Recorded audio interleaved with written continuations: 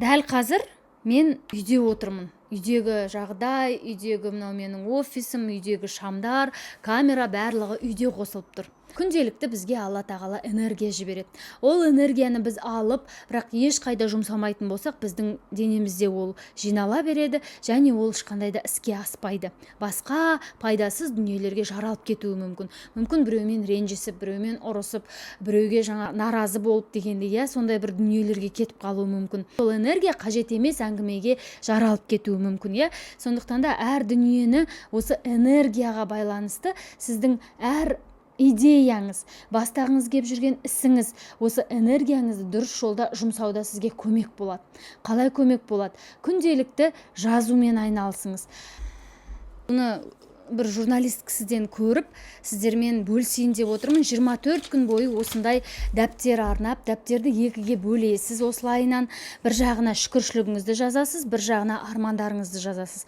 Армандарды жазған кезде де қалай жазу, дұрыс жазудың өзін білу керек екен. Енді дәл осы жерде сіздерге осы лайфхакпен бөлісе кетейін. Ең әуелі шүкіршілік жазғанымызда таңертең денім сау болып тұрғаным үшін, көзім көргені үшін, тамақты жей алғаным үшін, алдымда тәтті астың тұрғаны үшін, барлығы үшін, балаларымның амандығы үшін, өзімнің амандығым үшін, осының барлығы үшін Аллаға ең әуелі шүкіршілік жазамыз. Күнде 24 күн бойы тоқтамай жазу керек екен. Енді мен де қазір бастадым.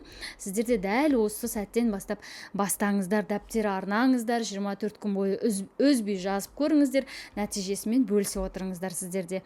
Және екінші қатарға арманыңызды жазады екенсіз. Онда жазғанда да арманыңызды күнде болып жатқандай, күнде сіз соны қолданып жүргендей. Мысалға, мен Lexus көлігін алғым келеді десеңіз, менде Lexus көлігі бар. Lexus көлігінде рөлде келе жатырмын. Осыған да шүкір деген секілді күнделікті сол бір арманыңызға болып жатқандай қылып жазу керек екен. Енді оның барлығын біліп жүрміз. Қазіргі таңда елдің барлығы айтады, оны бүткіл психолог болсын, білгіштің барлығы қазір бөлісіп жатады ғой. Бірақ шын мәнісінде энергия жайында айтқым келгені, энергияны дұрыс жолда жұмсаудың өзі бір іс екен үлкен. Неге? Себебі біз энергия бізге келеді. Энергияны дұрыс емес жолға жұмсау дегеніміз ол жаңағы өсек айту, бөтен әңгіме айту, бос сөздермен айналысу, болмаса жаңағындай қажет емес дүниелер көру, мысалға ток-шоу болсын, не болсын.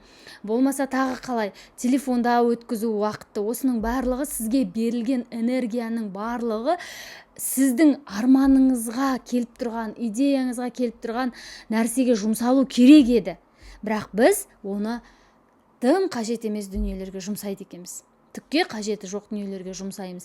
Ал Алла тағала ол энергияны бізге не үшін берді? Берген сәттен бастап сол әр идеяңызды орындау үшін. Мынадай бір сөзде бар ғой, тағы да мен бір кітаптан оқып едім. 72 сағатта сізге идея келсе, соны орындауға көшпесеңіз, ол өзге адамның басына барып идея болып қонады екен. Дәл соны қарап отырсаңыз, бүгін сізге идея күшті болып кеп қалуы мүмкін, ертесіне сіз қайтадан жел шығып кеткен шар құсап мүжілемізде қаламыз. Неге? Себебі энергия берілген уақытта жазып жіберіп, энергия берілген уақытта сол іске көшіп кетсеңіз, сізден бір нәтиже шығады. Бізде нәтиже беретін дүние өте көп, тек біз жасаудан қорқамыз. Бізге нәтиже беретін дүние көп, біз тек іске көшуден қорқамыз, әрекет етуден қорқамыз. Бастаудың өзі бізге бір қорқыныш болып тұрады.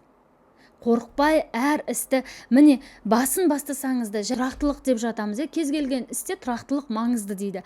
Мысалға, сіз қысқа кішкене жасағанның өзінде бір нәтижеге жетесіз. Дәл солай кез келген дүниені бастаңыз, аяғына дейін жету ешқандай қиындық тудыртпайтын болады. Себебі сіздің етіңіз үйреніп қалады соған, себебі сіздің өзіңіз құлшынысыңыз оянады, күндегі бір энергияңызды соған жұмсайсыз. Әдемі энергия берілген уақытта соны бір дұрысынан қолданудың өзі бір жүректің түгі бар адам ғана солай жасайды. Неге? Себебі көбінде бізде бос уақытымызда жатамыз, теледидар көреміз, телефон шұқылаймыз, тағы да не. Мысалға, қазіргі таңда қолға кітап алып оқитын адамның өзі кемде-кем. Неге? Себебі біздің көзіміздің жауын алып тартып қоятын қазіргі таңда контенттер өте көп. Оның барлығы пайдалы болса мейлі ғой, қанекей.